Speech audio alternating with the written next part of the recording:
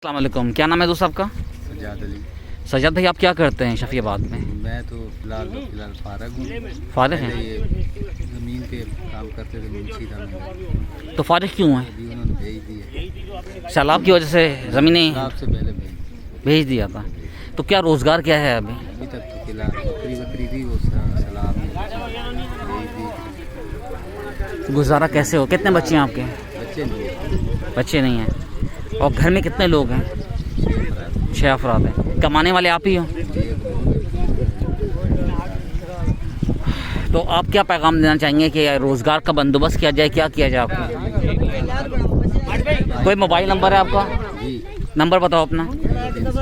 हाँ, ये हमारे दोस्त हैं जो शफियाबाद में क्या काम कर सकते हो? मुंशी का कर सकते हो, लिख पढ़ सकते हो। अगर कोई दोस्त नवाबशाह या इधर उधर का देख रहा हो तो काइंडली कांटेक्ट करें इनसे। दिस जमात जिया जज़ाकल्लाह।